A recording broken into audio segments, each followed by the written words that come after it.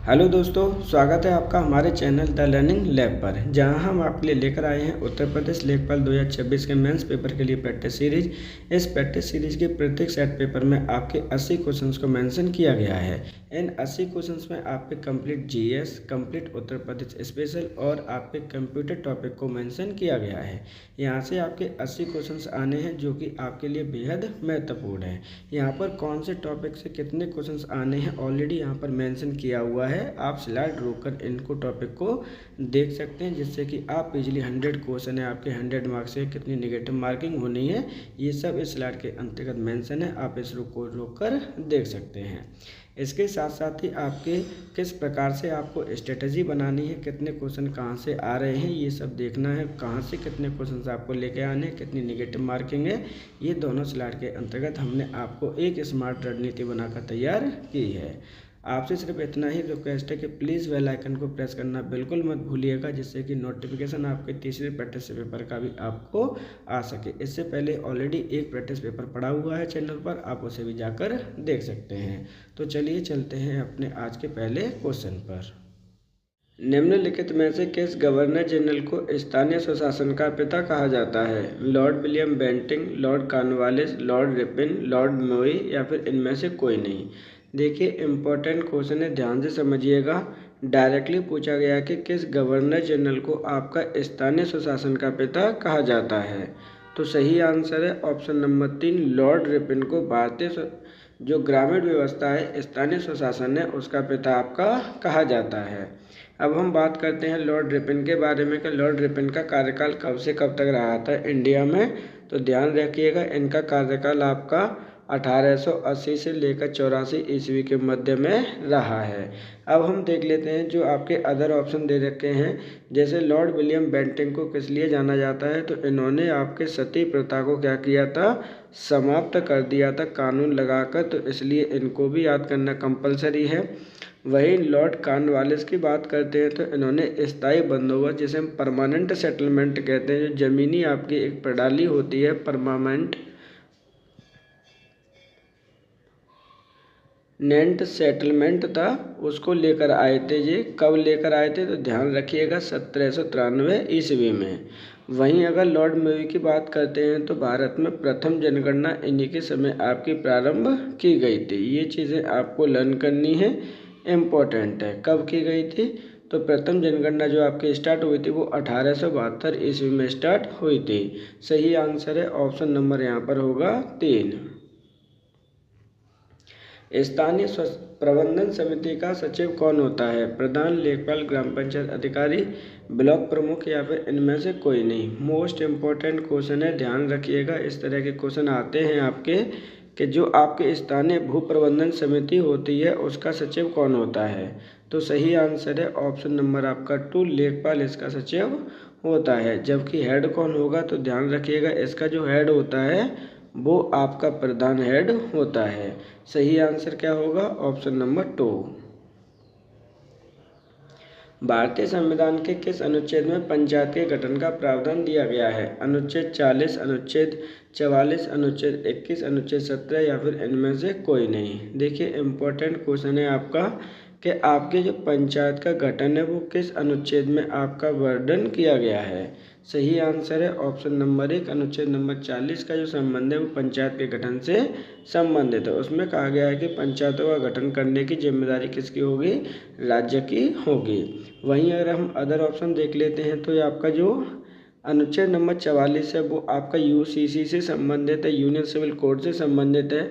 वहीं अगर आप 21 की बात करते हैं तो जीवन जीने का जो अधिकार है, जीवन का जो अधिकार है उससे सभी प्रावधान आपके दे रखे हैं आर्टिकल नंबर 21 में। वहीं अगर हम बात करते हैं अनुच्छेद 17 की तो इसमें जो अनटचेबिलिटी है उसको प्रमोट किया गया है। अनटचेबिलिटी को क्या किया गया है? यहाँ पे बैन किया गया है, प्रतिबंधित किया गया है, स्टॉपेबल किया गया है, उन्मूलन किया गया है, ध्यान रखिएगा। तो सही आंसर है ऑप्शन नंबर आपका यहाँ पर 1। निम्नलिखित में से कौन आपका सम्मिलित नहीं है? देखिए एक तरफ आपकी समिति दे रखी है, दूसरी तरफ आपकी स्थापना वर्ष दे रखी है और क्वेश्चन में पूछा गया है कि कौन आपका सम्मिलित नहीं है। तो देखिए यहाँ पे बलवंत राय मेहता समिति 1957, अशोक मेहता समिति 1977, जीके राव समिति 1985, LM सिंघवी समिति 1988। तो जो सही आंसर है वो है ऑप्शन नंबर 4, MLM सिंघवी जो समिति है उसका जो गठन किया गया है वो 88 में ना करके कब किया गया था, 1986 ईस्वी में इसका गठन किया गया था, इसलिए ये क्वेश्चन आपका सही आंसर होगा। जबकि बलवंत राय मेहता समिति 1957, अशोक मेहता समिति 77, जीके राव समिति 1985। सही आंसर है ऑप्शन नंबर 4।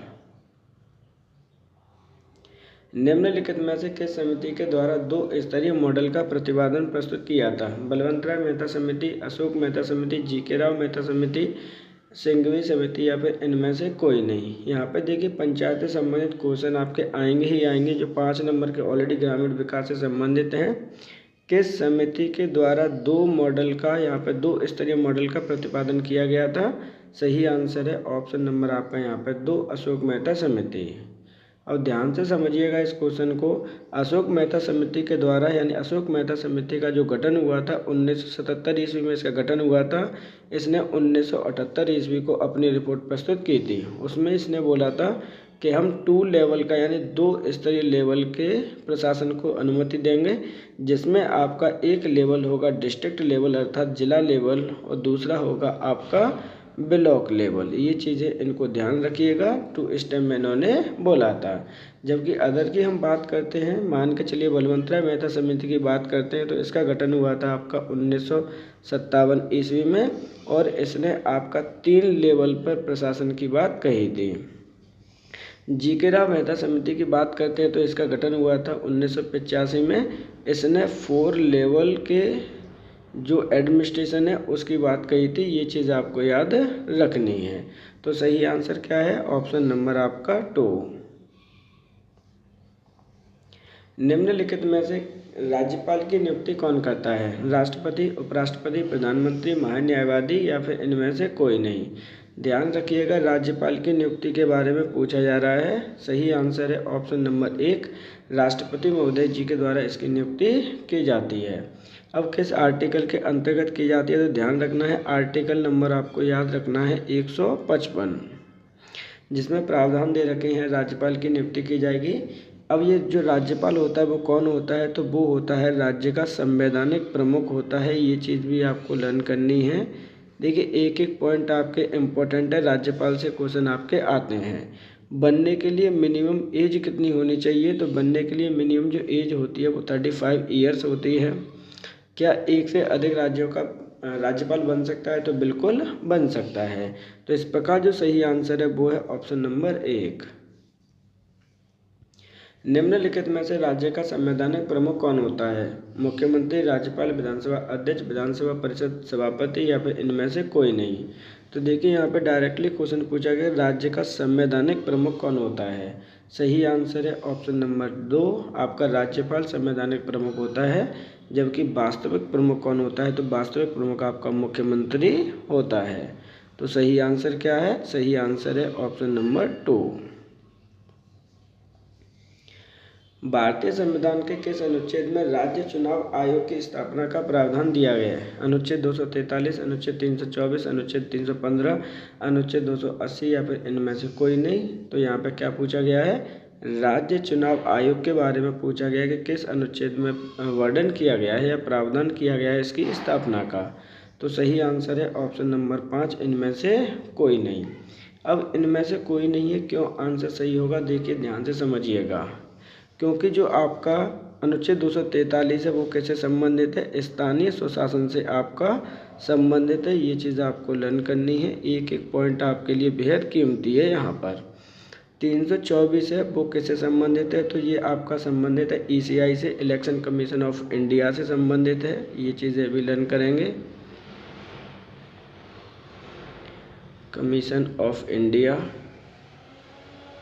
दूसरा यहाँ पे अनुच्छेद 315 दे रखा है वो आपकी सिविल सर्विसेज से संबंधित है। ये चीज़ें भी ध्यान रखनी है। वहीं अगर 280 की बात करते हैं तो ये आपके वित्तीय आयोग अर्थात फाइनेंस कमीशन से आपका संबंध है। अब हम बात करते हैं राज्य वित्त आयोग के जो क्वेश्चन आपका पूछा गया था उसका संबंध किससे है? तो ध्यान रखिएगा इसका संबंध है आर्टिकल नंबर 243 के से। ये चीज़ें आपको याद रखनी है, इम्पोर्टेंट है, ध्यान रखिएगा। सही आंसर है ऑप्शन नंबर आपका 5। भारतीय संसद किन से मिलकर बनी होती है? राष्ट्रपति, राज्यसभा, विधान परिषद, राष्ट्रपति, राज्यसभा, प्रधानमंत्री, राष्ट्रपति, राज्यसभा, लोकसभा, राज्यसभा, राज्यपाल, लोकसभा या इनमें से कोई नहीं।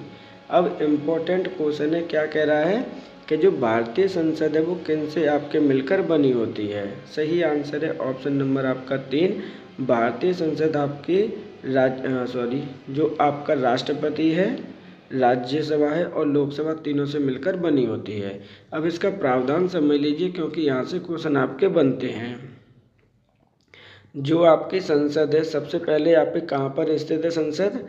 संसद स्थित है आपकी नई दिल्ली में, ये चीज़ आपको पता होना चाहिए। अब संसद का गठन किसके अंतर्गत किया जाता है? तो ध्यान रखना है, संसद का गठन आपके आर्टिकल नंबर 79 के अंतर्गत किया जाता है। किन से मिलकर बनी होती है संसद, वो भी आपको लर्न करना है। तो ये बनी होती है आपके राष्ट्रपति से मिलकर। राष्ट्रपति का प्रावधान कहाँ पे किया गया है? आर्टिकल नंबर आपके 53 में। दूसरा जो स्टेप होता है वो है आपकी लोकसभा। लोकसभा का गठन किस में होता है? तो 81 में। और तीसरा पार्ट होता है इसका राज्यसभा, और राज्यसभा का गठन होता है आर्टिकल नंबर 80 में। ये चारों के चारों आर्टिकल भी आपको याद करने हैं। तीनों से मिलकर बनती है आपकी संसद। सही आंसर है ऑप्शन नंबर 3।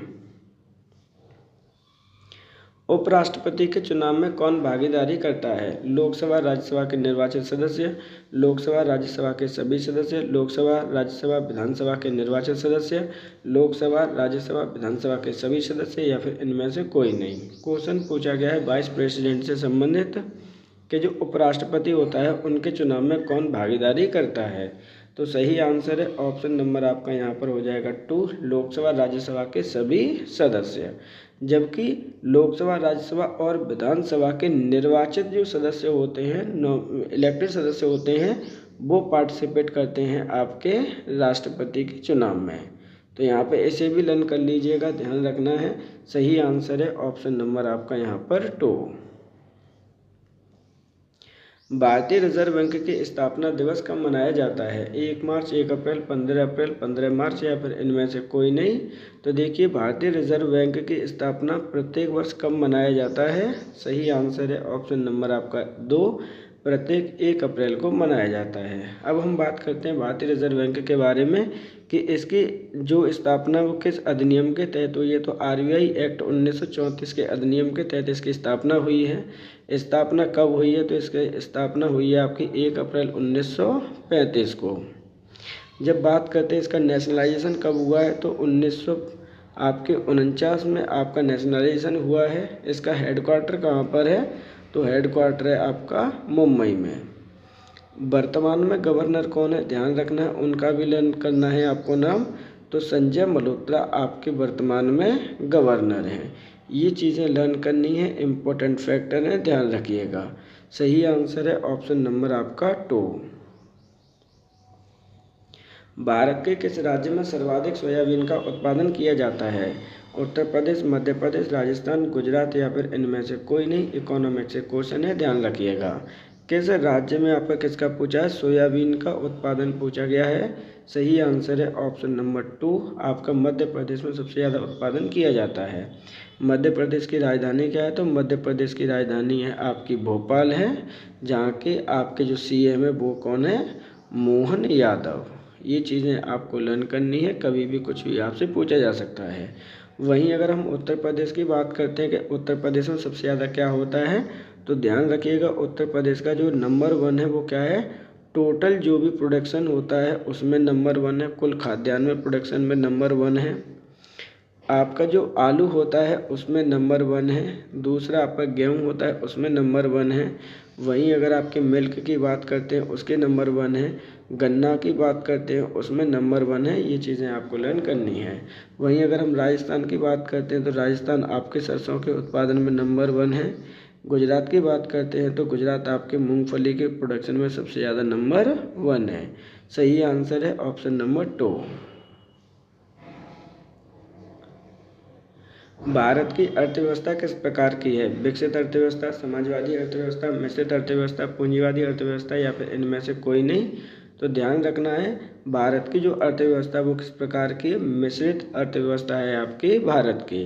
अब मिश्रित अर्थव्यवस्था क्या होती है, तो वहाँ पर हमें ध्यान रखना है, ध्यान रखिएगा, जहाँ पर आपकी जो देखो जो निजी होती हैं यानी प्राइवेट चीज़ें होती हैं प्लस आपकी गवर्नमेंट, दोनों को मिलाकर पॉलिसी बनाई जाती हैं, उसको हम कहते हैं मिक्स्ड आपकी इकोनॉमिक्स। ध्यान रखना है, इम्पोर्टेंट है। सही आंसर क्या है यहाँ पे? सही आंसर है ऑप्शन नंबर आपका यहाँ पर 3। अर्थशास्त्र का पिता किसे कहा जाता है? Gary Kirsten, Adam Smith, Karl Marx, David Robinson या फिर इनमें से कोई नहीं? बेहद इम्पोर्टेंट क्वेश्चन है कि अर्थशास्त्र का पिता किसे कहा जाता है? सही आंसर है ऑप्शन नंबर 2 एडम स्मिथ को। अब एडम स्मिथ के द्वारा एक पुस्तक लिखी गई है जो अक्सर करके पूछी जाती है, वेल्थ ऑफ नेशन। ध्यान रखिएगा, ये पुस्तक आपको लर्न करनी ही करनी है, इसलिए हम जो एडम स्मिथ हैं फादर कहलाते हैं इकोनॉमिक्स के। सही आंसर है ऑप्शन नंबर आपका यहाँ पर 2। स्वर्ण जयंती ग्राम स्वरोजगार योजना की शुरुआत कब की गई? 1996, 1997, 1999, 2002 या फिर इनमें से कोई नहीं? कई बार ये क्वेश्चन आपका पूछा गया है कि स्वर्ण जयंती ग्राम स्वरोजगार योजना की शुरुआत आपकी कब की गई है? सही आंसर है ऑप्शन नंबर 3 1999 ईस्वी में। इसका उद्देश्य क्या था, एम क्या है, तो ध्यान रखना है, एम आपको ऑलरेडी पता है क्या है, सेल्फ एम्प्लॉयमेंट है यहाँ पे देने की बात कही जाती है इसके अंतर्गत। और कहाँ पे कही जाती है, तो गांव वाले एरिया में कही जाती है, विलेज वाले एरिया में ये बात कही जाती है। सही आंसर है ऑप्शन नंबर 3। निम्नलिखित में से कौन सी नदी पश्चिम की ओर प्रवाहित होती है? गोदावरी, कृष्णा, कावेरी, नर्मदा या फिर इनमें से कोई नहीं? बेहद इंपॉर्टेंट क्वेश्चन है, एक एक करके हम इसको समझेंगे, ध्यान रखिएगा। क्वेश्चन में पूछ रहा है कि कौन सी नदी पश्चिम की ओर प्रवाहित होती है, तो ध्यान रखना है, इस तरह से ये आपकी नदी प्रवाहित होती है। अब ये कौन सी नदी और कहाँ पर है, तो ध्यान रखना है, ये नदी का नाम है आपका नर्मदा। नर्मदा नदी आपके पश्चिम की ओर प्रवाहित होती है। कहाँ से इसका उद्गम होता है, तो अमरकंटक से इसका उद्गम होता है। और अमरकंटक कहाँ पर है, तो अमरकंटक एक पहाड़ी है जो है आपकी एमपी में स्थित है। ये आपके इस तरह से आपके फ्लो करती है और ये अपना पानी कहाँ पर डालती है, अरब सी में अपना पानी यहाँ पर ड्रॉप करती है। जबकि जो अदर दे रखी हैं उनको भी देख लीजिए। सबसे पहले आपकी गोदावरी का ही नाम आता है, ये गोदावरी है, उसके बाद आपकी कृष्णा है और उसके बाद आपकी कावेरी है। ये नदियों का जो फ्लो होता है वो कहाँ से होगा, उनका वेस्ट टू ईस्ट होता है। ये चीज़ें आपको ध्यान रखनी है, ये और इसी क्रम में आपको लर्न भी करनी है, क्योंकि कभी कभी इनका क्रम आपसे पूछ लिया जाता है और इसी क्रम में ये आपके उत्तर से दक्षिण की ओर इनका क्रम लगा हुआ है। तो सही आंसर क्या है, ऑप्शन नंबर आपका 4 नर्मदा नदी। निम्नलिखित में से कौन सी श्रृंखला हिमालय के उत्तर में स्थित है? काराकोरम श्रृंखला, जास्कर श्रृंखला, लद्दाख श्रृंखला, शिवालिक श्रृंखला या फिर इनमें से कोई नहीं? तो कौन सी श्रृंखला हिमालय के उत्तर में स्थित है यानी उत्तरी दिशा में स्थित है? तो सही आंसर होगा ऑप्शन नंबर आपका 1 काराकोरम श्रृंखला। जबकि अगर आपको साउथ में पूछता है तो साउथ में आपके सबसे है शिवालिक। ये चीज़ें आपको लर्न करनी है। सही आंसर है ऑप्शन नंबर 1। अमेजन नदी किस महाद्वीप में स्थित है? दक्षिणी अमेरिका, उत्तरी अमेरिका, यूरोप, अफ्रीका या फिर इनमें से कोई नहीं? तो ध्यान रखिएगा, जो अमेजन नदी है वो कौन से महाद्वीप में स्थित है? सही आंसर है ऑप्शन नंबर 1 दक्षिणी अमेरिका में। अब ये जो अमेजन नदी है दुनिया की सबसे लार्जेस्ट नदियों में से एक है, ध्यान रखना है। ये जो नदी है आपकी डेंसिटी सबसे ज़्यादा क्या है, डेंसिटी के मामले में दुनिया में नंबर 1 रैंक पर आती है पानी की डेंसिटी के मामले में, याद रखिएगा, क्योंकि इसके अंतर्गत सबसे ज़्यादा पानी है। वहीं अगर आपकी लेंथ के मामले में कोई लंबी नदी पूछी जाएगी सबसे ज़्यादा लेंथ किसकी है, तो वो आपकी नाइल नदी है, नील नदी है, जो कि अफ्रीका कॉन्टिनेंट में आपकी स्थित है। तो यहाँ पर जो सही आंसर है वो है ऑप्शन नंबर 1। निम्नलिखित में से किस देश में एम्स्टर्डम पोर्ट आपका स्थित है? इंटरनेशनल पोर्ट है आपका, ये डायरेक्टली पूछा गया है, ध्यान रखिएगा। जर्मनी, फिनलैंड, स्वीडन, नॉर्वे या इनमें से कोई नहीं? सही आंसर है ऑप्शन नंबर 5, इनमें से कोई नहीं, क्योंकि ये जो आपका पोर्ट स्थित है वो कहाँ पर है? नीदरलैंड में स्थित है। ये चीज़ें आपको याद रखनी है। सही आंसर है ऑप्शन नंबर 5। कौन सी नदी गोवा की जीवन रेखा कहलाती है? मांडवी, कावेरी, कृष्णा, तुंगभद्रा या इनमें से कोई नहीं? तो आपकी देखिए जो गोवा है आपकी, उसकी जीवन रेखा कहलाती है वो है आपकी ऑप्शन नंबर 1, मांडवी नदी। मांडवी नदी का फ्लो कहाँ से क्या होता है? तो ध्यान रखना, मांडवी नदी का भी फ्लो आपका होता है ईस्ट टू वेस्ट। ये चीज़ें आपको लर्न करनी है, इम्पोर्टेंट है, ध्यान रखिएगा। तो सही आंसर है ऑप्शन नंबर आपका 1।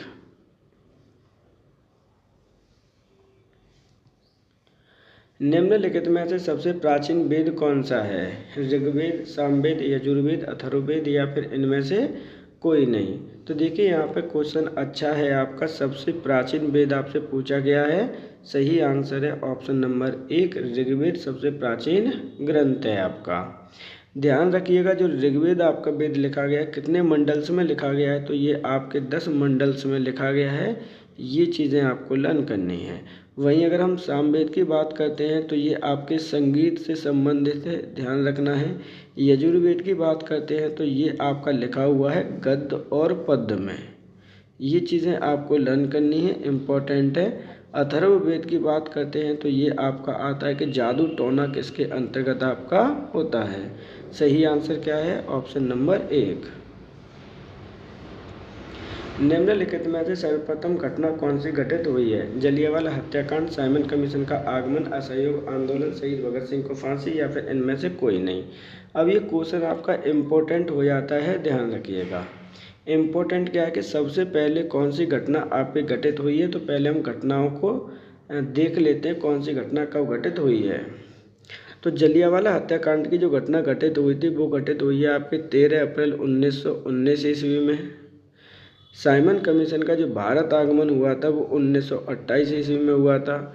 असहयोग आंदोलन आपका 1920 ईस्वी में हुआ है और शहीद भगत सिंह जी को फांसी दी गई थी 1931 ईस्वी में। तो यहाँ पे सिंपल सी बात है, सर्वप्रथम कौन सी घटना घटित हुई है आपकी? ऑप्शन नंबर 1, जलियांवाला हत्याकांड। कहाँ पर हुई थी ये घटना घटित? तो ध्यान रखना है ये घटना आपके अमृतसर में घटित हुई थी। सही आंसर है ऑप्शन नंबर 1। मुगल शासक अकबर का शासनकाल कब से कब तक था? 1605 से 1627, 1656 से 1605, 1530 से 1555, 1627 से 1656 या फिर इनमें से कोई नहीं? देखिए यहाँ पे डायरेक्टली क्वेश्चन पूछा गया है, ये क्वेश्चन आपका आया हुआ भी है कि अकबर का शासनकाल कब से कब तक रहा है। तो सही आंसर है ऑप्शन नंबर आपका यहाँ पर हो जाएगा आपका 2, 1556 से लेकर 1605 ईस्वी तक अकबर का शासनकाल आपका रहा है। जबकि अदर ऑप्शंस देख लीजिए, यहाँ पर जो 1605 से लेकर 1627 के बीच में रहा है वो आपका रहा है जहांगीर का। किसका रहा है? जहांगीर का। वही 1530 से लेकर 1555 की अगर हम बात करते हैं तो हम मानते हैं कि हुमायूं का रहा है। किसका रहा है? हुमायूं का रहा है, लेकिन उसमें कुछ सालों के बीच में आपका शेरशाह सूरी का भी आया था। कब से कब आया था? 1540 से लेकर 1545 के बीच में 1540 से लेकर 1555 के बीच में, मतलब ये शेरशाह सूरी के जो सूरी वंश रहा है, ये चीज़ आप याद कर लीजिएगा। लेकिन मुग़ल की बात कर रहे हैं तो हम उनको भी क्रेडिट देते हैं। सही आंसर क्या है? देखिए ऑप्शन तो आपका 2 ही सही है, लेकिन अदर भी देख लीजिए। 1627 से लेकर 1656 तक कौन रहा है? तो यहाँ पर रहा है आपका शाहजहाँ। ये चीज़ें भी लर्न करनी है। तो सही आंसर क्या है? Option number 2। भारत छोड़ो आंदोलन की शुरुआत कब हुई थी? 1920, 1930, 1942, 1948 या इनमें से कोई नहीं? तो भारत छोड़ो आंदोलन की शुरुआत कब हुई है क्वेश्चन पूछा गया है। सही आंसर है ऑप्शन नंबर 3, 1942 में इसकी शुरुआत हुई थी। कब हुई थी? तो ध्यान रखना है 9 अगस्त को इसकी शुरुआत मानी जाती है। कहाँ से शुरुआत हुई थी? तो इसकी शुरुआत आपकी मुंबई से मानी जाती है। सही आंसर है ऑप्शन नंबर 3। 1857 के स्वतंत्रता संग्राम में लखनऊ का नेतृत्व किसने किया था? कुंवर सिंह, तात्या टोपे, बेगम हजरत महल, लियाकत अली या फिर इनमें से कोई नहीं। अब यहाँ पे डायरेक्टली क्वेश्चन पूछा गया कि लखनऊ का नेतृत्व किसके द्वारा किया गया था 1857 के स्वतंत्रता संग्राम में? तो सही आंसर है ऑप्शन नंबर आपका यहाँ पर 3, बेगम हजरत महल। ध्यान रखिएगा, ये अवध के नवाब की रानी थी। जो अगर आपके लखनऊ की जगह एक शब्द और आता है अवध, फिर भी आपका यही आंसर होगा। बाद में जब ये हार गई थी तो नेपाल चली गई थी, ये चीज़ आपको याद रखनी है। वहीं वीर कुंवर सिंह जी की बात करते हैं तो इन्होंने कहाँ से नेतृत्व किया था? तो इन्होंने नेतृत्व किया था आपका जगदीशपुर से। अगर जगदीशपुर भी ना आए तो ध्यान रखना, हो सकता है कि आपका डायरेक्टली बिहार बोल दे। तात्या टोपे की बात करें तो इन्होंने कानपुर और झांसी से नेतृत्व किया था, ध्यान रखना है ये चीज़ें। वहीं अगर लियाकत अली की बात करते हैं तो इन्होंने किया था प्रयागराज से। तो सही आंसर क्या होगा? ऑप्शन नंबर होगा आपका 3। निम्नलिखित में से किसने स्थायी बंदोबस्त की शुरुआत की थी? Lord Ripon, Lord Wellington, Lord Cornwallis, Lord Curzon या फिर इनमें से कोई नहीं। यहाँ पे बात की जा रही है आपके निम्नलिखित में से किसने स्थायी बंदोबस्त, जिसे हम परमानेंट सेटलमेंट कहते हैं, इसकी शुरुआत किसने की थी? ये आपकी टैक्स प्रणाली है। तो सही आंसर है ऑप्शन नंबर 3, लॉर्ड कॉर्नवालिस के द्वारा इसकी शुरुआत की गई थी। कब की गई थी? तो 1793 ईस्वी में इसकी शुरुआत की गई थी। जबकि अदर ऑप्शन भी देख लीजिए, वो भी आपके लिए बेहद इंपॉर्टेंट है। लॉर्ड रिपन के काल में ही आपकी रेगुलर जो सेंसन है आपकी, आजकल तो वैसे भी चर्चा में है, रेगुलर जनगणना इनके काल में आपकी प्रारंभ हुई थी 1881 ईस्वी में। वहीं लॉर्ड कर्जन की बात करते हैं तो 1905 ईस्वी में बंगाल का विभाजन एक घटना घटित हुई थी, जो इस समय काफ़ी ज़्यादा चर्चा में रही थी। सही आंसर है ऑप्शन नंबर आपका यहाँ पर 3। एशियन बॉक्सिंग चैंपियनशिप 2026 का आयोजन किस देश में किया गया? थाईलैंड, मंगोलिया, वियतनाम, लाओस या फिर इनमें से कोई नहीं। तो एशियन बॉक्सिंग चैंपियनशिप 2026 का जो आयोजन है किस देश में किया गया है? सही आंसर है ऑप्शन नंबर 2, मंगोलिया में। मंगोलिया कहाँ पर है? तो ध्यान रखना है, ये आपका एक एशियन कंट्री है और जिसकी राजधानी क्या है? तो इसकी राजधानी है आपकी उलान बटोर। ये चीज़ें आपको लर्न करनी है। सही आंसर है ऑप्शन नंबर 2। बिहू महोत्सव किस राज्य में मनाया जाता है? तमिलनाडु, असम, ओडिशा, अरुणाचल प्रदेश या फिर इनमें से कोई नहीं। तो ध्यान रखिएगा, जो बिहू महोत्सव है शास्त्रीय महोत्सव में भी इसका नाम आता है। तो इसकी जो मनाया जाता है, सही आंसर है ऑप्शन नंबर 2, असम राज्य में मनाया जाता है। ध्यान रखना है, असम में आपका 3 प्रकार का बिहू उत्सव मनाया जाता है, ये चीज़ें लर्न करनी है। जिसकी राजधानी क्या है असम की? तो असम की राजधानी है आपकी दिसपुर। ध्यान रखिएगा, यहाँ पे भी आपके चुनाव का प्रचार किया जा रहा है, चुनाव ऑलरेडी हो रहे हैं, तो ये भी आपका जो राज्य है वो चर्चा में बना हुआ है। सही आंसर है option number 2। Sky tracks world airport report 2026 के अंतर्गत टॉप 100 में भारत के कितने एयरपोर्ट शामिल किए गए हैं? 4, 5, 6, 7 या इनमें से कोई नहीं। तो ध्यान रखिएगा, sky tracks world airport report 2026 के अंतर्गत टॉप 100 में आपके कितने एयरपोर्ट शामिल किए गए हैं? तो सही आंसर है ऑप्शन नंबर 2, 5 एयरपोर्ट। अगर हम बात करते हैं प्रथम रैंक किसकी आई है, तो ध्यान रखना, एक एयरपोर्ट है चंगाई एयरपोर्ट है और ये है आपका सिंगापुर का। तो ध्यान रखना, फर्स्ट रैंक इसने प्राप्त की है, जबकि टॉप 100 में हमारे 5 एयरपोर्ट इसमें शामिल किए गए हैं। एथलेटिक्स इंटीग्रिटी यूनिट रिपोर्ट 2026 के अनुसार सबसे अधिक किस देश के एथलेटिक्स डोपिंग उल्लंघन की सूची में पाए गए हैं? भारत, चीन, पाकिस्तान, अमेरिका या फिर इनमें से कोई नहीं। इंपॉर्टेंट क्वेश्चन है आपका। एथलेटिक्स इंटीग्रिटी यूनिट रिपोर्ट 2026 के अनुसार सबसे अधिक किस देश के एथलेटिक्स एंटी डोपिंग उल्लंघन की सूची में पाए गए हैं? तो सही आंसर है ऑप्शन नंबर 1, भारत के। ध्यान रखना है, भारत के कितने एथलेटिक्स पाए गए हैं? तो 148 एथलेटिक्स पाए गए हैं, जिसमें नंबर 1 पर आपका भारत है। ध्यान रखिए, नंबर 1 पर आपका भारत की रैंक है, वही दूसरी रैंक आपकी केन्या की है और तीसरी रैंक है आपके रूस की। तो इस प्रकार जो सही आंसर है वो है ऑप्शन नंबर हो जाएगा 1 भारत। विश्व स्वास्थ्य दिवस कब मनाया जाता है? 1 अप्रैल, 7 अप्रैल, 14 अप्रैल, 22 अप्रैल या फिर इनमें से कोई नहीं। तो ध्यान रखिएगा, आपका विश्व स्वास्थ्य दिवस हम प्रत्येक वर्ष कब मनाते हैं? सही आंसर है ऑप्शन नंबर 2, प्रत्येक 7 अप्रैल को हम मनाते हैं। जबकि अदर ऑप्शन भी देख लीजिए, ध्यान रखना है प्रत्येक 1 अप्रैल को हम मनाते हैं RBI स्थापना दिवस।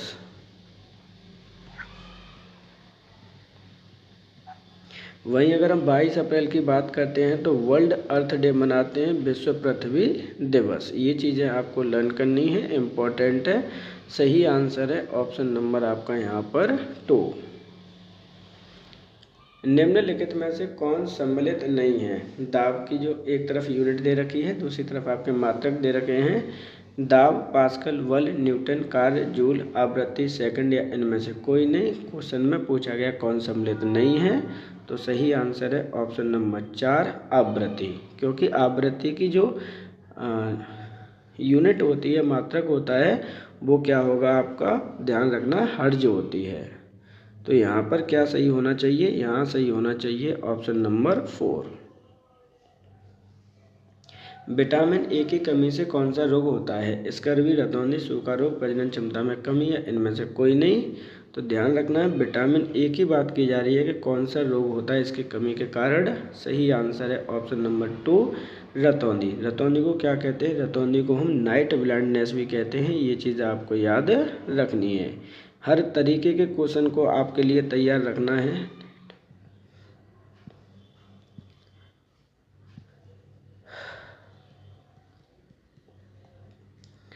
अब ये जो आपका स्कर्वी है वो किसकी कमी से होता है? तो ध्यान रखना है, विटामिन सी की कमी के कारण होता है। वहीं सूखा रोग, जिसे हम रिकेट्स भी कहते हैं, ये होता है विटामिन डी की कमी के कारण। वहीं अगर हम प्रजनन क्षमता की कमी की बात करते हैं तो ये होता है विटामिन ई के कारण। तो यहाँ पर जो सही आंसर है वो है ऑप्शन नंबर 2। अगर किसी व्यक्ति का वजन पृथ्वी पर 90 किलोग्राम है तो चंद्रमा पर कितना किलोग्राम होगा? 50, 45, 30, 60, 15 या इनमें से कोई नहीं। देखते हैं इसका क्वेश्चन का आंसर। किसी व्यक्ति का अगर वजन पृथ्वी पर 90 किलोग्राम है तो क्वेश्चन पूछा गया कि चंद्रमा पर कितना होगा। पहले हम इसमें रिलेशन समझ लेते हैं, क्योंकि आप सभी को पता है कि वेट इज इक्वल टू क्या फार्मूला होता है? Weight is equal to formula होता है आपका mg। जी क्या है यहाँ पर? m का मतलब यहाँ पर आपका मास है और g का मतलब यहाँ पर आपकी ग्रेविटी है। तो अब जो ग्रेविटी है आपकी, वो अर्थ की ग्रेविटी, जो मून की ग्रेविटी है और अर्थ की ग्रेविटी के बीच में जो आपका रिलेशन होता है वो क्या होता है? तो अर्थ की ग्रेविटी और मून की ग्रेविटी में अंतर होता है आपके 1/6 का। अगर आपको मून पर वेट निकालना है मून पर, अर्थ पर आपका है 90 किलोग्राम, यहाँ पे 6 अगर डिवाइड कर दोगे तो आपका कहाँ पर कितना हो जाएगा? 15 किलोग्राम का आंसर, सही आंसर होगा आपका मून पर। ये चीज़ें आपको लर्न करनी है। सही आंसर है ऑप्शन नंबर 4। मानव के पेट में कौन सा एसिड पाया जाता है? HCl, HCCOOH, H2SO4, HNO3 या इनमें से कोई नहीं। तो देखिए यहाँ पर आपकी बात की जा रही है कि पेट में कौन सा एसिड पाया जाता है। सही आंसर है ऑप्शन नंबर 1, हाइड्रोक्लोरिक एसिड। और ये आपके पाचन शक्ति में मदद करता है, ये चीज़ ध्यान रखनी है। वहीं CH3 की बात करते हैं तो इसे हम कौन सा एसिड कहते हैं? ऑक्जेलिक एसिड भी कहते हैं। H2SO4 सल्फ्यूरिक एसिड है, HNO3 नाइट्रिक एसिड है। सही आंसर है ऑप्शन नंबर आपका 1। ध्वनि का मात्रक क्या है? रेडियन, डेसिबल, सेकंड, एम्पियर या इनमें से कोई नहीं। ध्यान रखना है कि ध्वनि का जो मात्रक है वो है ऑप्शन नंबर 2, डेसिबल। अब अदर ऑप्शन भी देख लीजिए क्योंकि आपके इम्पोर्टेंट है। जो रेडियन मात्रक है वो है आपके घन का, सेकंड मात्रक है आपके टाइम का यानी समय का, और एम्पियर है आपके करंट का। तो ये चीज़ें लर्न करनी है। सही आंसर है ऑप्शन नंबर 2। लखनऊ विकास प्राधिकरण के द्वारा किस नदी पर पैदल यात्री पुल बनाने की स्वीकृति प्रदान की गई है? गोमती, यमुना, गंगा, रामगंगा या इनमें से कोई नहीं। तो देखिए यहाँ पर लखनऊ विकास प्राधिकरण के द्वारा किस नदी पर पैदल यात्री पुल बनाने की स्वीकृति प्रदान की गई है? सही आंसर है ऑप्शन नंबर 1 गोमती नदी पर। गोमती नदी बहुत इंपॉर्टेंट क्वेश्चन है आपका, ध्यान रखना है सबसे पहले इसके जिला का कि ये कौन से ज़िले में है, तो ये है आपके पीलीभीत ज़िले में। अब हम बात करते हैं कि इसका उद्गम कहाँ से होता है, तो ध्यान रखिएगा उद्गम आपका फुलहर आपकी एक लेक है, झील है, उससे इसका उद्गम होता है। और ये किस प्रकार की नदी है, तो ध्यान रखना है ये आपके मैदानी प्रकार की नदी है। वहीं अगर हम इसकी लेंथ की बात करते हैं कि लेंथ कितनी है, तो ध्यान रखना है 960 किलोमीटर की इसकी लेंथ है और इसके किनारे पर ही आपका लखनऊ शहर आपका बसा हुआ है। तो सही आंसर क्या है? Option number 1। नरोरा परमाणु ऊर्जा संयंत्र के संबंध में कौन सा कथन आपका गलत है? यह गंगा नदी के किनारे पर बना हुआ है, यह गौतम बुद्ध नगर में स्थित है, इसकी क्षमता 440 मेगावाट है, इसका संचालन NPCIL कंपनी के द्वारा किया जाता है, या इनमें से कोई नहीं। तो देखिए यहाँ पे नरोरा परमाणु ऊर्जा संयंत्र के बारे में पूछा गया कि कौन सा कथन आपका गलत है। मैं डायरेक्टली बता देता हूँ, सही आंसर है ऑप्शन नंबर 2 है, यह गौतम बुद्ध नगर में स्थित है। क्योंकि ये गौतम बुद्ध नगर में तो बिल्कुल नहीं है, ये कहाँ पर है? ये अनूप नगर में है, जो अनूप शहर है आपका उसमें आपका स्थित है। गंगा नदी के किनारे पर है, बिल्कुल सही है। क्षमता आपकी 440 मेगावाट है, बिल्कुल ठीक है। इसका संचालन NPCIL के द्वारा होता है, ये भी स्टेटमेंट सही है। सही आंसर होगा ऑप्शन नंबर 2। देवा नदी किस जिले में स्थित है? लखीमपुर खीरी, संभल, कासगंज, एटा, या इनमें से कोई नहीं। देखिए हाल ही में ये नदी चर्चा में रही थी आपकी कि देवा नदी किस जिले में स्थित है। तो पहले हम आंसर देख लेते हैं, ऑप्शन होगा 5, इनमें से कोई नहीं। क्योंकि ये जो नदी आपकी स्थित है वो है आपके पीलीभीत जिले में, नंबर 1। अब ये जो चर्चा में क्यों रही थी, तो चर्चा में इसलिए रही थी जो आपकी NGT होती है, नेशनल ग्रीन ट्रिब्यूनल होता है, उसने उत्तर प्रदेश सरकार को नोटिस दिया था। क्यों दिया था? क्योंकि इस नदी में बहुत ज़्यादा पॉल्यूशन हो चुका है और इस नदी को दोबारा से फ्लो लायक बनाना है, इसलिए ये नदी हाल ही में चर्चा में रही है, देवाह नदी। सही आंसर है ऑप्शन नंबर 5। निम्नलिखित में से कौन सी झील आगरा में स्थित है? कीटम झील, डल झील, शेखा झील, सांबर झील, या फिर इनमें से कोई नहीं। 5वां ऑप्शन इसमें ऐड कर लीजिए आप अपनी तरफ से कि 5वां ऑप्शन है आपका इनमें से कोई नहीं। तो सही आंसर क्या होगा? कौन सी झील आपकी आगरा में स्थित है? सही आंसर है ऑप्शन नंबर 1 कीटम झील। अब हम बात करते हैं कीटम झील के बारे में, किस प्रकार की झील है। तो ध्यान रखना है आर्टिफिशियल झील है, ये कृत्रिम प्रकार की झील है। ये चीज़ें आपको लर्न करनी है। इसे दूसरे नाम से भी जाना जाता है, इसे हम सूर सरोवर के नाम से भी जानते हैं। अब बात कर रहे थे डल झील की, तो डल झील आपकी है जम्मू कश्मीर में। वहीं शेखा झील की बात करते हैं तो ये आपके अलीगढ़ में स्थित है, जो कि यूपी में ही आपका स्थित है। सांबर झील की बात करते हैं तो ये आपके राजस्थान राज्य में स्थित है। किस प्रकार की झील है ये? तो ये आपकी सॉल्टी लेक है। तो सही आंसर इस प्रकार ऑप्शन नंबर हो जाएगा यहाँ पर 1। उत्तर प्रदेश में नलकूप द्वारा सिंचाई का प्रयोग सर्वप्रथम किस जिले में प्रारंभ हुआ था? सहारनपुर, मेरठ, बागपत, मुजफ्फरनगर, या फिर इनमें से कोई नहीं। देखिए यहाँ पर डायरेक्टली क्वेश्चन पूछा गया है कि नलकूप के द्वारा सर्वप्रथम सिंचाई किस जिले में हुई थी? सही आंसर है ऑप्शन नंबर आपका 2, मेरठ जिले में सबसे पहले सिंचाई हुई थी।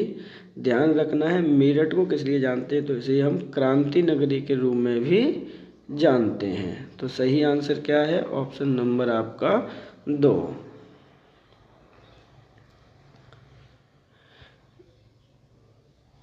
एक सेकेंड, सॉरी,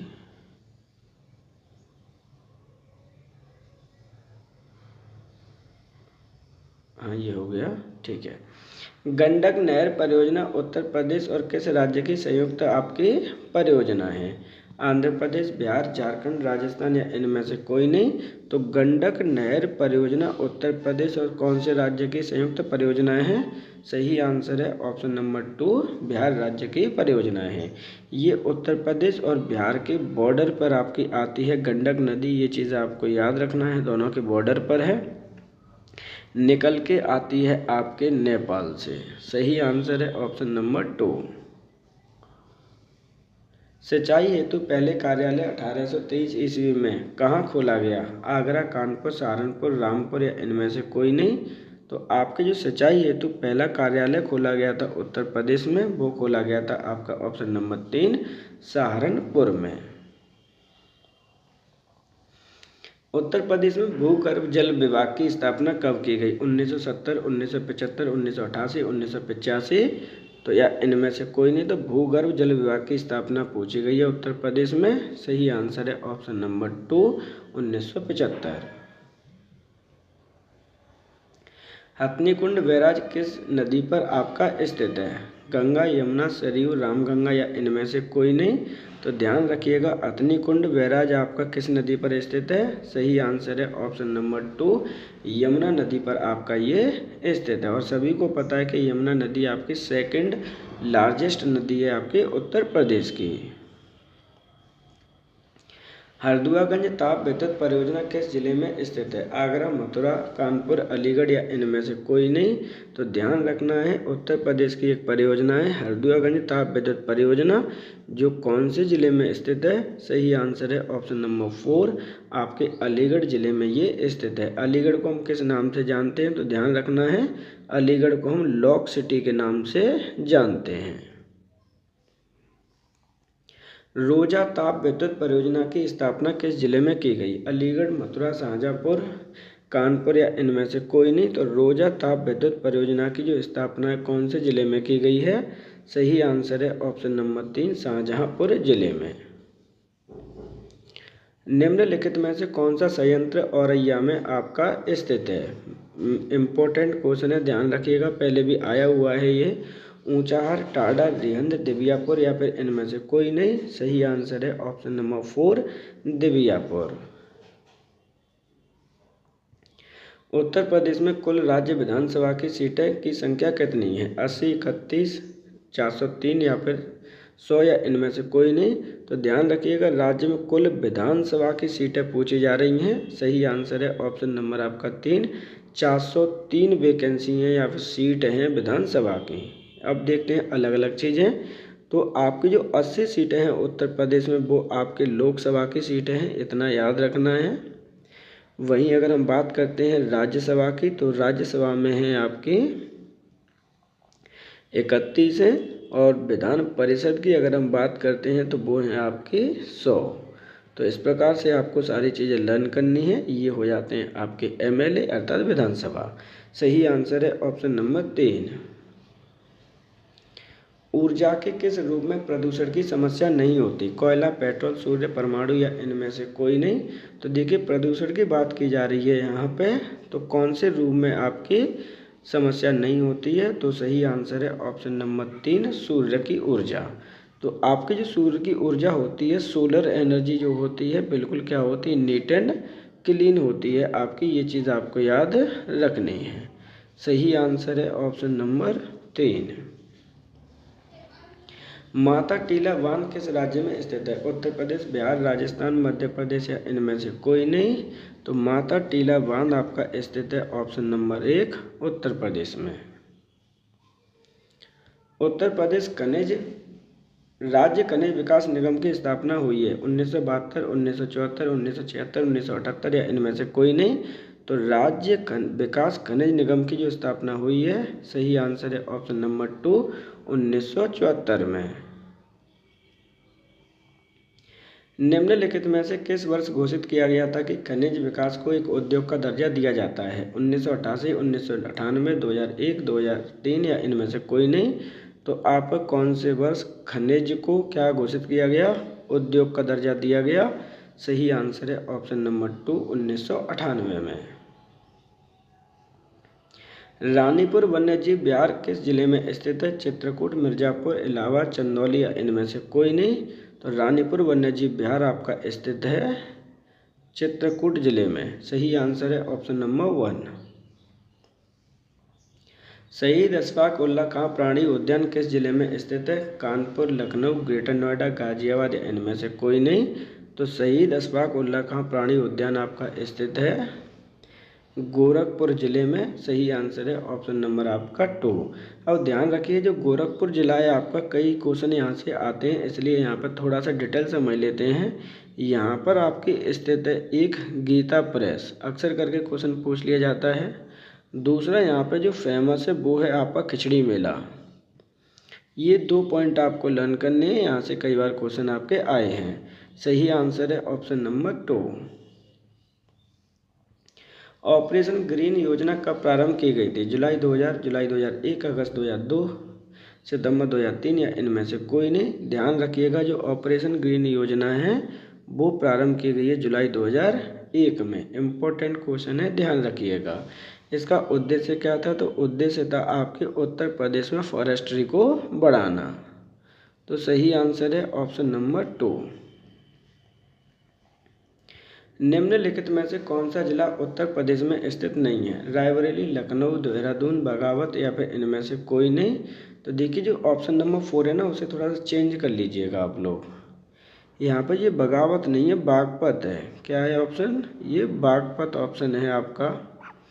क्वेश्चन पूछा गया है कि कौन सा जिला आपका उत्तर प्रदेश में नहीं है, तो सही आंसर है ऑप्शन नंबर 3 देहरादून। क्योंकि देहरादून आपके कैपिटल है। कैपिटल किसकी कैपिटल है? तो ये कैपिटल है आपके उत्तराखंड की। सही आंसर है ऑप्शन नंबर 3।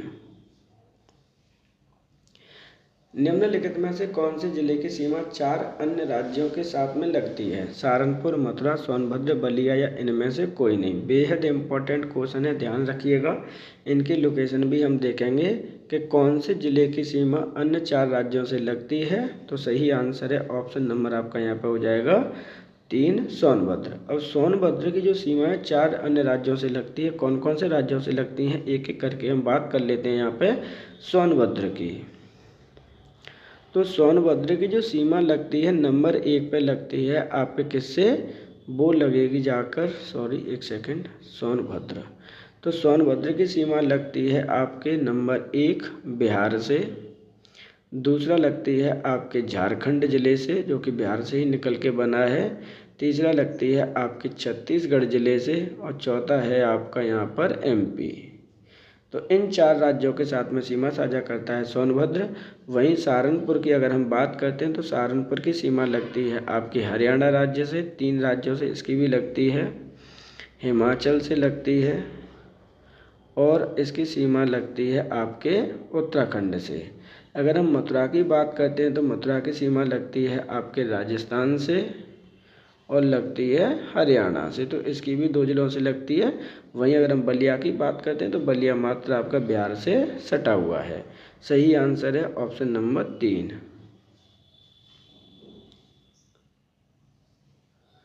उत्तर प्रदेश पंचायती राज अधिनियम 1947 के अनुसार ग्राम सभा का अध्यक्ष कौन होता है? लेखपाल, प्रधान, सचिव, ब्लॉक प्रमुख या इनमें से कोई नहीं। तो ध्यान रखिएगा यहाँ पे डायरेक्टली बोला गया है कि जो आपका ग्राम सभा अध्यक्ष कौन होता है? सही आंसर है ऑप्शन नंबर 2, प्रधान ग्राम सभा का अध्यक्ष होता है। अब यहाँ पे जो बात करनी थी उत्तर प्रदेश पंचायती राज अधिनियम 1947 से संबंधित, तो ऑलरेडी फुल लेंथ वीडियो इसका पड़ा हुआ है आपका चैनल पर, आप उसको भी जाकर देख सकते हैं। सही आंसर है ऑप्शन नंबर 2। निम्नलिखित में से कौन सा भारत में सतत विकास लक्ष्य, यहाँ पे लक्षण नहीं है, चेंज कर लीजिएगा, लक्ष्यों को प्राप्ति करना है। तो सतत विकास लक्ष्यों की प्राप्ति करने के लिए भारत में कौन सी नोडल संस्था है? योजना आयोग, नीति आयोग, वित्त आयोग, विनिवेश आयोग या इनमें से कोई नहीं। सही आंसर है ऑप्शन नंबर 2, नीति आयोग इसकी नोडल एजेंसी है। अब हम बात करते हैं इसका अध्यक्ष कौन होता है नीति आयोग का। तो जो भी वर्तमान में PM होगा वो इसका अध्यक्ष होगा, अर्थात वर्तमान में तो मोदी जी हैं। वहीं बात करते हैं इसकी स्थापना की, तो 1 जनवरी 2015 को इसकी स्थापना हुई है। ये चीज़ें आपको लर्न करनी है। नीति आयोग ने रिप्लेस किसे किया है? तो योजना आयोग को इसने रिप्लेस किया है। सही आंसर है ऑप्शन नंबर 2। दार्ढीय कृषि का अर्थ क्या है? आत्मनिर्भरता, विश्व व्यापार संगठन के मानकों के अंतर्गत कृषि निर्यात और आयात कर सकता है, भूमि का इस प्रकार प्रयोग कि उसकी गुणवत्ता बनी रहे। यहाँ पे क्या है, देखिए थोड़ा सा स्पेस नहीं है, भूमि दे रखा है, भूमि का इस प्रकार यानी लैंड, लैंड का इस प्रकार प्रयोग की गुणवत्ता बनी रहे, कृषि प्रयोग हेतु उपयुक्त भूमि का प्रयोग में लाना, या इनमें से कोई नहीं। तो यहाँ पर जो सही आंसर है वो है ऑप्शन नंबर 3, लैंड का इस प्रकार प्रयोग करना है कि उसकी गुणवत्ता बनी रहे, आपका कहलाती है धारणीय या कृषि। पहले पृथ्वी शिखर सम्मेलन कहाँ पर हुआ था? Washington, Geneva, Rio de Janeiro, Bangkok, या इनमें से कोई नहीं। तो ध्यान रखना है आपको, पहले पृथ्वी शिखर सम्मेलन का आयोजन हुआ था रियो डी जेनेरियो में। और ये जो रियो डी जेनेरियो है वो कहाँ पर स्थित है? तो ध्यान रखना है, ये आपके ब्राज़ील का एक बहुत बड़ा शहर है। कब हुई थी? तो 1992 में ईस्वी में पहला पृथ्वी शिखर सम्मेलन आयोजित किया गया था। सही आंसर है ऑप्शन नंबर 3। NEA का विस्तार रूप है national inquiry act, national environment authority, national examination agency, national event association, या इनमें से कोई नहीं। तो NEA का जो विस्तार रूप है वो है option number 2, national environmental authority. राष्ट्रीय पर्यावरण अभियांत्रिकी शोध संस्थान कहाँ हैं? बेंगलुरु, नागपुर, हैदराबाद, नई दिल्ली, या फिर इनमें से कोई नहीं। इम्पोर्टेंट क्वेश्चन है, राष्ट्रीय पर्यावरण अभियांत्रिकी शोध संस्थान कहाँ स्थित है? सही आंसर है ऑप्शन नंबर आपका 2, नागपुर में आपका स्थित है। और नागपुर कहाँ पर है? तो ये आपका स्थित है महाराष्ट्र में। अब हम इस संस्था को एक और नाम से जानते हैं, ध्यान रखिएगा, हम इस संस्था को नीरी के नाम से भी जानते हैं। सही आंसर है ऑप्शन नंबर 2। निम्नलिखित में से धान के खेत में कौन सी गैस निकलती है? Oxygen, carbon dioxide, nitrogen, methane, या इनमें से कोई नहीं। ध्यान रखिएगा, क्वेश्चन इम्पोर्टेंट है। धान के खेत से कौन सी गैस निकलती है? सही आंसर है ऑप्शन नंबर 4, मेथेन गैस धान के खेत से निकलती है। मेथेन गैस को और किस नाम से जानते हैं? तो ध्यान रखना है, मेथेन गैस को हम मार्स गैस के नाम से भी जानते हैं। फॉर्मूला होता है CH4। निम्नलिखित में से आउटपुट डिवाइस नहीं है? मॉनिटर, स्पीकर, प्रिंटर, कीबोर्ड, या इनमें से कोई नहीं। ध्यान रखिएगा, आउटपुट डिवाइस नहीं है। पहले हम इसका आंसर देख लेते हैं। सही आंसर है ऑप्शन नंबर 4, कीबोर्ड। क्योंकि जो कीबोर्ड है ना वो आपका इनपुट डिवाइस है। क्या है? इनपुट डिवाइस है, ये चीज़ आपको याद रखनी है। जबकि मॉनिटर, स्पीकर और प्रिंटर क्या है? आपके आउटपुट डिवाइस हैं। निम्नलिखित में से आर्टिफिशियल इंटेलिजेंस का पिता कौन कहलाता है? Thomas Alva Edison, Charles Babbage, Alan Mackenzie, John McCarthy, या इनमें से कोई नहीं। तो ध्यान रखना है, AI की बात की जा रही है, आर्टिफिशियल इंटेलिजेंस की बात की जा रही है। तो इसका कौन है? सही आंसर है ऑप्शन नंबर 4, जॉन मैकार्टी। ध्यान रखना है, आर्टिफिशियल इंटेलिजेंस की तो बात कही जा रही है, ये इम्पोर्टेंट क्वेश्चन है। वहीं चार्ल्स बेबेज की अगर हम बात करते हैं तो इन्हें फादर ऑफ कंप्यूटर कहा जाता है, या कंप्यूटर का फादर कहा जाता है। ये चीज़ आपको याद रखनी है। निम्नलिखित में से एक आउटपुट डिवाइस नहीं है? स्कैनर, कीबोर्ड, माउस, प्रिंटर, या इनमें से कोई नहीं। क्या क्वेश्चन पूछा गया है? इम्पोर्टेंट है, ध्यान रखिएगा। क्वेश्चन आपसे पूछा गया है कि निम्नलिखित में से कौन सा आउटपुट डिवाइस नहीं है? तो सही क्या होगा? Option number 2, keyboard. क्योंकि जो कीबोर्ड है ना वो आपका इनपुट डिवाइस है। ध्यान रखिएगा, इम्पोर्टेंट क्वेश्चन है आपका। इनपुट डिवाइस है ये, जबकि scanner, mouse, printer output device नहीं है पूछा गया है। ये क्वेश्चन थोड़ा सा गलत है। यहाँ पे जो क्वेश्चन है आपका, इसको थोड़ा सा चेंज कर लीजिएगा। ये जो क्वेश्चन है ना आपका, यहाँ पे होना चाहिए इनमें से कौन सा इनपुट डिवाइस नहीं है। ध्यान रखिएगा, इनपुट डिवाइस आपसे पूछा गया है। तो सही आंसर हो जाएगा ऑप्शन नंबर 4, आपका प्रिंटर इनपुट डिवाइस नहीं है। निम्नलिखित में से किस प्रकार के कंप्यूटर को नोटबुक के नाम से भी जाना जाता है? Micro computer, work station, multicore, laptop computer, या फिर इनमें से कोई नहीं। देखिए, इम्पोर्टेंट क्वेश्चन है यहाँ पे। क्या बोला गया कि इनमें से किस प्रकार के कंप्यूटर को नोटबुक कंप्यूटर भी कहा जाता है? तो सही आंसर होगा ऑप्शन नंबर 4, जो आपका लैपटॉप कंप्यूटर होता है उसे हम नोटबुक कंप्यूटर के नाम से भी जानते हैं। वर्तमान में किस जनरेशन के कंप्यूटर का उपयोग हो रहा है? दूसरा, पाँचवा, तीसरा, छठवां या इनमें से कोई नहीं। तो देखिए यहाँ पे बात की जा रही है कि वर्तमान में हम किस जनरेशन के कंप्यूटर का उपयोग कर रहे हैं। तो सही आंसर है ऑप्शन नंबर 2, 5th जनरेशन के कंप्यूटर का हम उपयोग करते हैं। ध्यान रखिएगा। अब हम एक एक करके बात कर लेते हैं कि सर ये 5th जनरेशन में क्या अपडेट हुई है। तो ध्यान रखिएगा, जैसे मान के चलिए कि आपकी फर्स्ट जनरेशन है, आपकी second generation, third generation, fourth generation और यहाँ पर आपकी आई है 5th जनरेशन।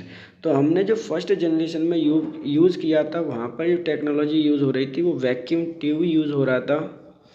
दूसरी जनरेशन में आपका ट्रांजिस्टर हमने यूज़ किया था। वहीं तीसरी में हमने किया था आपका आईसी। चौथी में कर रहे थे हम VLSI, जो कि प्रेजेंट में भी चल रही है। लेकिन जो 5th जनरेशन है उसमें हम यूज़ कर रहे हैं AI का। तो हम आजकल AI का ही यूज़ ज़्यादा कर रहे हैं। तो यही पूछा गया कि वर्तमान में कौन से कंप्यूटर का यूज़ हो रहा है। सही आंसर है ऑप्शन नंबर 2।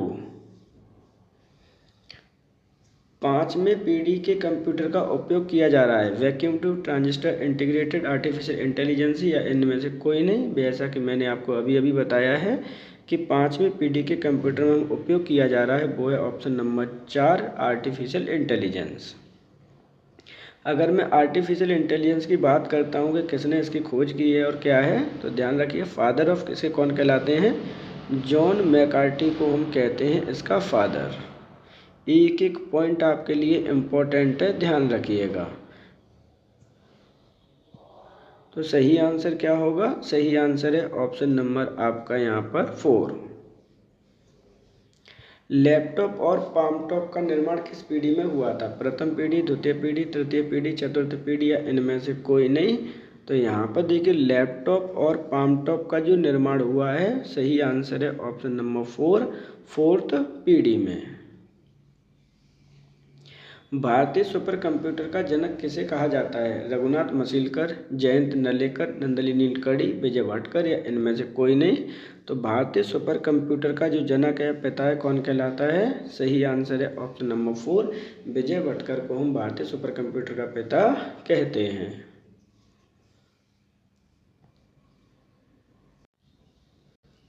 देखिए यहाँ पर आपका एक क्वेश्चन मिस हो गया है, लेकिन यहाँ पर थोड़ी सी इन्फॉर्मेशन समझ लीजिए क्योंकि आपके लिए वो भी इम्पोर्टेंट है। जैसा कि आप सभी को पता है कि आपका 21 मई को एग्ज़ाम है 2026 में लेखपाल का, जिसके अंतर्गत आपका 100 मार्क्स का पेपर आ रहा है और 100 ही आपके क्या होंगे? क्वेश्चन होंगे, जिसमें से आपके 0.25 की आपकी क्या है? निगेटिव मार्किंग है। ये तो हो गया आपका ब्रीफ इंट्रोडक्शन। लेकिन जो हमारी ये प्रैक्टिस सीरीज चल रही है उसके अंतर्गत आपका डाटा, DI इंटरप्रिटेशन और आपका हिंदी, इन दो को छोड़कर सभी क्वेश्चन को यहाँ पे ऐड किया गया है। मतलब 80 मार्क्स की ये क्वेश्चन सीरीज आपके लिए लगाई जा रही है, जिससे कि आप ज़्यादा से ज़्यादा मार्क्स प्रैक्टिस कर सकें।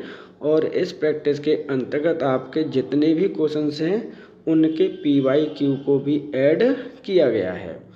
और दूसरी जो इन्फॉर्मेशन है आपके लिए, क्योंकि आप सभी को पता है कि जो लोअर PCS है उसकी वैकेंसी भी आ चुकी हैं, आपकी 2285 वैकेंसी हैं, जिसके लिए पैट 2025 क्या है? कंपलसरी है। तो इसका मतलब है कि मिनिमम से मिनिमम फॉर्म इसमें अप्लाई करने वाले हैं। ये सीरीज आपके लेखपाल और लोअर PCS दोनों के लिए ही बेहद इम्पोर्टेंट है। ये चीज़ें आपको ध्यान में रखनी हैं।